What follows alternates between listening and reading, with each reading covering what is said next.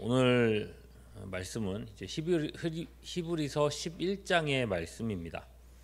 말할 것도 없이 히브리서 11장은 믿음장이라고 하는 그런 본문이죠. 왜 믿음장이라고 하는가?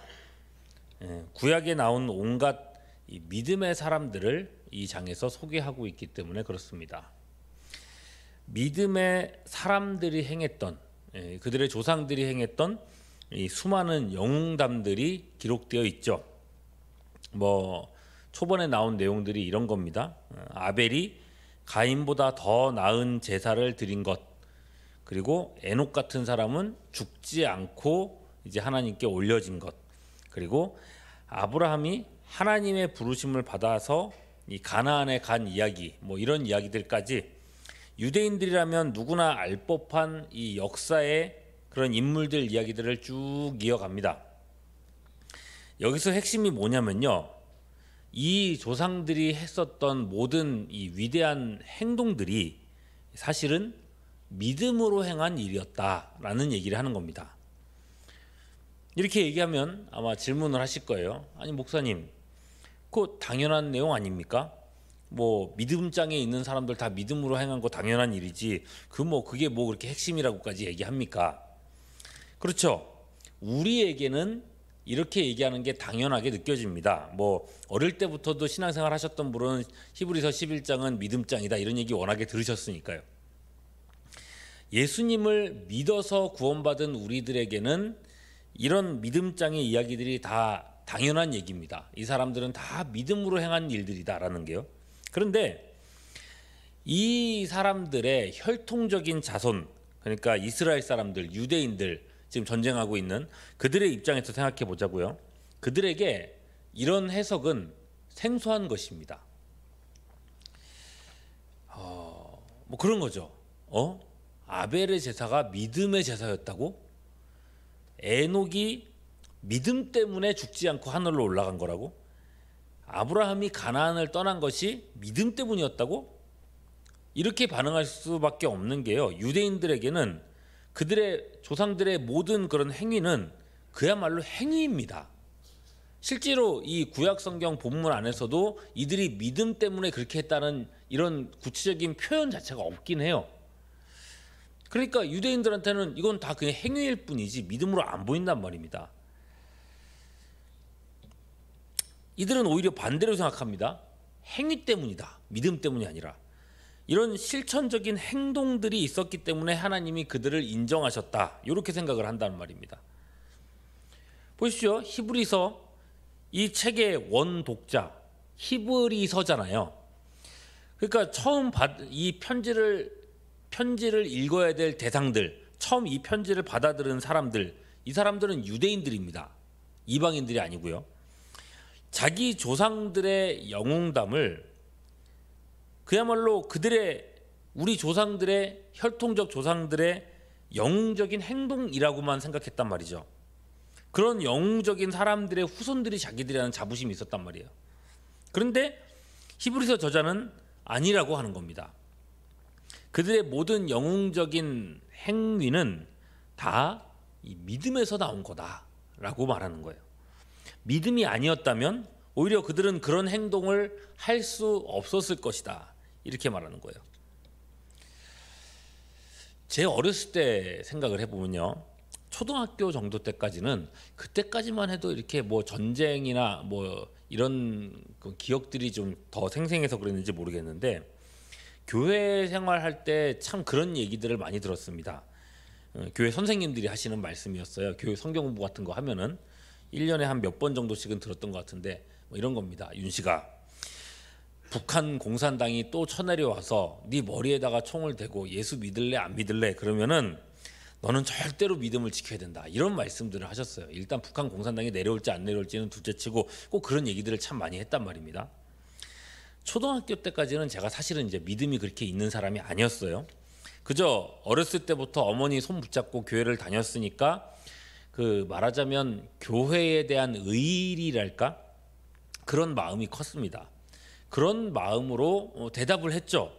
네 선생님, 저는 죽더라도 예수님을 믿을 거예요 라고 그때는 대답을 했습니다. 그러면은 이제 그때 이제 어른들은 이런 어린 저의 그런 대답과 모습을 보면서 굉장히 대견하게 여기고 참 믿음이 좋구나라고 생각들을 하셨죠. 근데 사실은 믿음이 아니었습니다. 네, 그냥 의리였죠. 그 당시에는. 그리고 의리라고 해서 그게 약했던 건 아닙니다. 난 실제로 난 예수님을 위해서 죽을 거야라는 생각도 한 적이 있습니다. 믿지는 않았지만. 네. 지금 생각해 보면요, 그때 행동은 방금도 말씀드렸지만 믿음은 아니었습니다. 네, 의리 그 정도로만 생각합니다.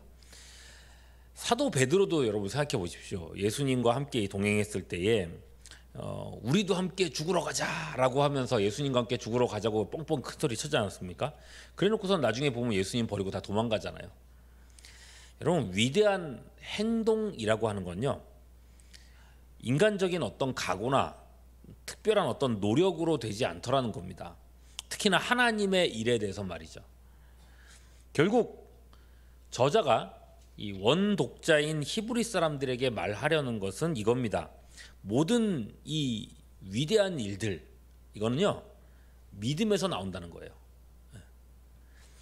위대한 조상들에게서 나온 이 위대한 일들은 다 하나같이 믿음에서만 나올 수 있었다는 거예요. 그들은 누구나 할 것 없이 믿었기 때문에 놀라운 그들이 자랑스러워하는 그 일들을 행할 수 있었다고 지금 가르치고 있는 거예요.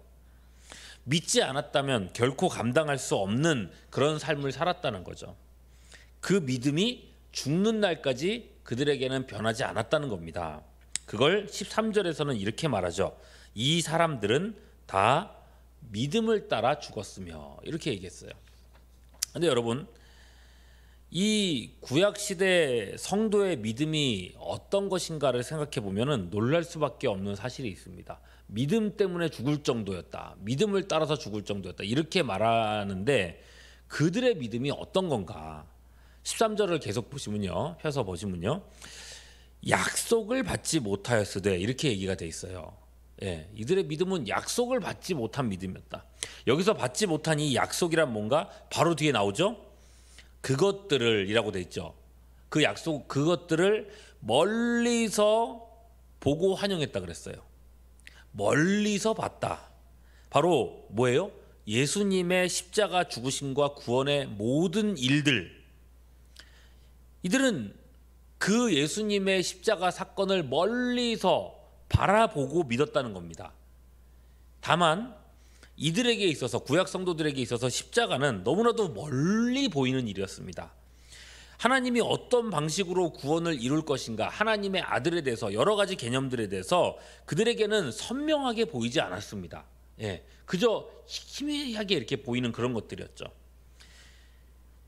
그런데 그게 바로 놀라운 일이었다는 겁니다. 그 선명하지도 않았던 그 미래의 하나님의 구원, 십자가의 일들을 희미하게나마 보면서 그 일을 믿었기 때문에 현실의 삶을 다르게 살 수 있었다는 얘기를 하고 있는 거예요. 13절 후반절 또 계속 볼게요. 또 땅에서는 어떻게 살았다고요? 외국인과 나그네임을 증언했다. 여러분 보십시오. 아브라함 본토 친척 아비의 집을 떠나 나왔습니다. 오로지 하나님의 부르심과 그분의 약속을 따라 나온 겁니다. 그렇게 그들이 도달했던 곳은 어디였어요? 가나안이라는 지역이었습니다. 그 땅을 약속의 땅이라고 했습니다. 그런데 여러분, 약속의 땅 가나안, 하나님이 복 주시는 땅이라고 얘기를 했지만은 생각해 보시면요, 아브라함이 그 땅에 도착하자마자 그들은 어이없는 일을 당합니다. 그게 뭔가?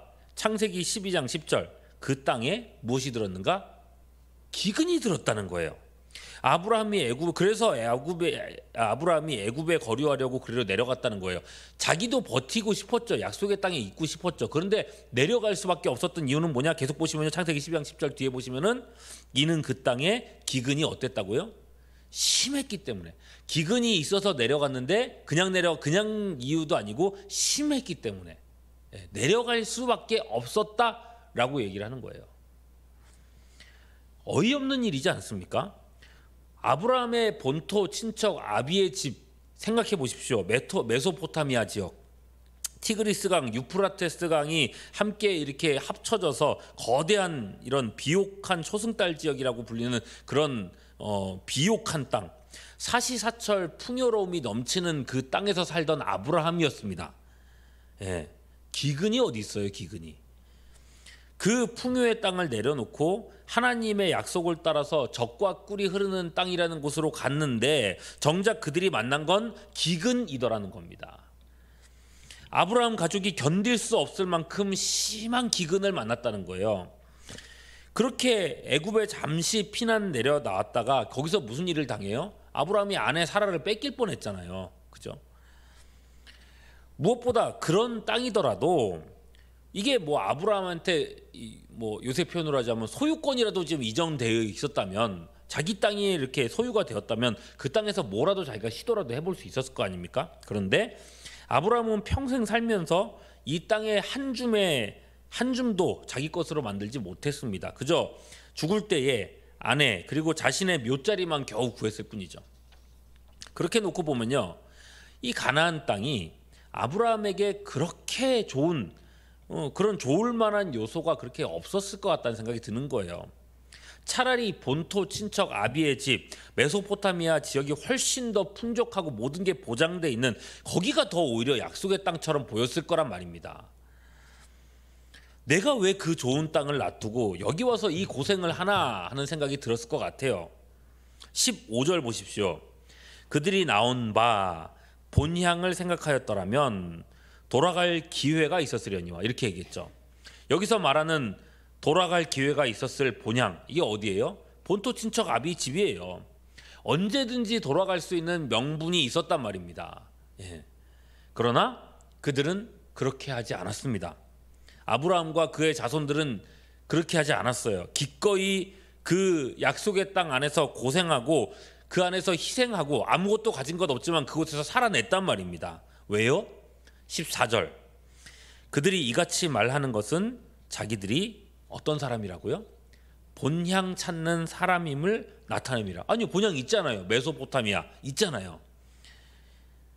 그런데도 본향을 또 찾는다? 이건 뭔가 다른 본향이죠. 메소포타미아 본토 친척 아비 그 집이 아니라 다른 본향을 얘기하고 있는 거겠죠.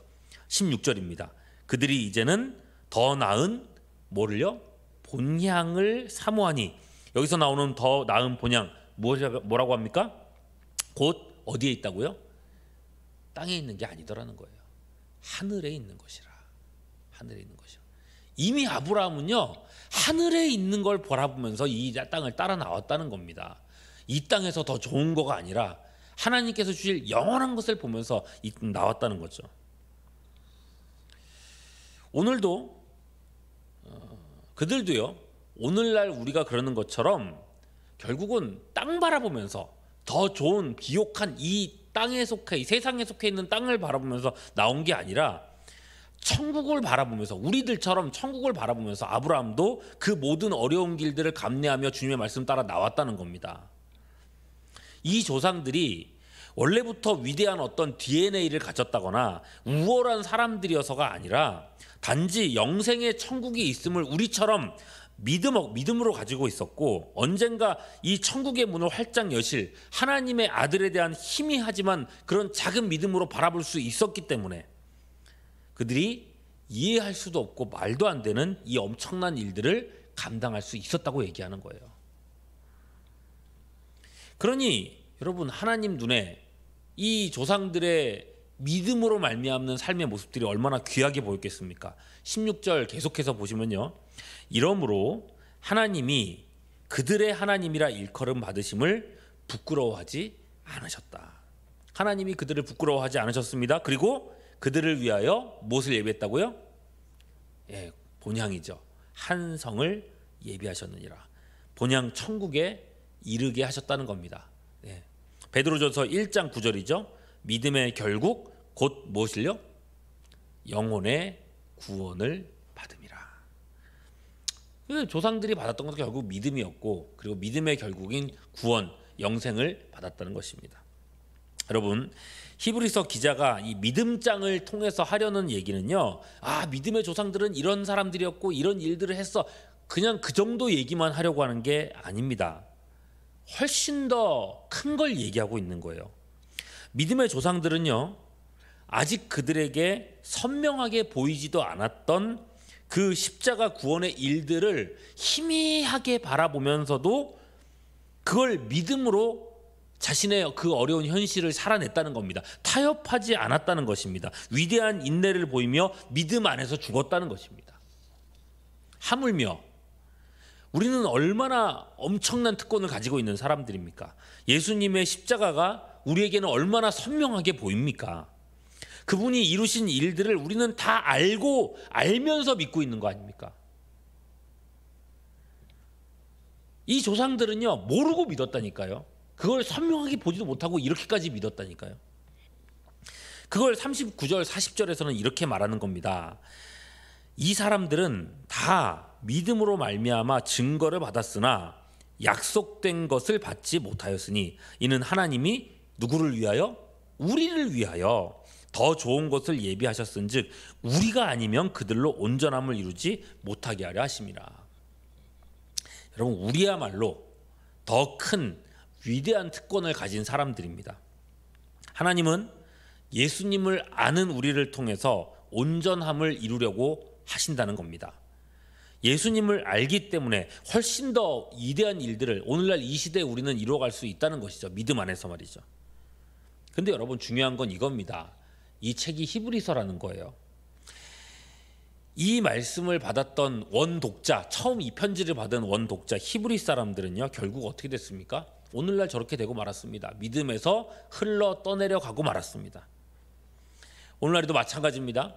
복음을 듣고 믿음을 고백하고 열심히 봉사했던 많은 사람들이 어느 순간 보면 흘러 떠내려가서 보이지 않게 되는 일들이 얼마나 많이 있습니까? 믿음에서 이탈되고. 그리고 여러분, 이게 얼마나 부끄러운 일일까요?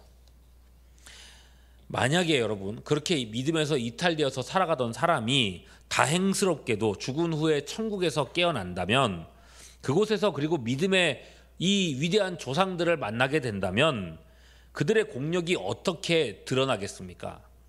천국에서 여러분 부끄러움이라고 하는 감정을 느낄지는 잘 모르겠습니다. 부끄러움을 느낀다면 그게 천국일지도 잘 모르겠고요. 그러나 그분들 앞에 섰을 때 우리의 신앙의 모습들이 얼마나 부끄러운 구원이 될까 하는 그런 생각을 해보게 돼요.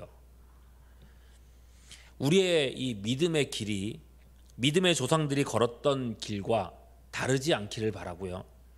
우리 교회에 등록된 모든 교인들이 진짜 이런 믿음으로, 어떤 일에도 흔들리지 않는 이런 믿음으로 마지막까지 믿음으로 죽었던 우리의 조상들처럼 믿음으로 구원에 이르게 되는 그런 믿음들 될 수 있기를 주님의 이름으로 축원합니다.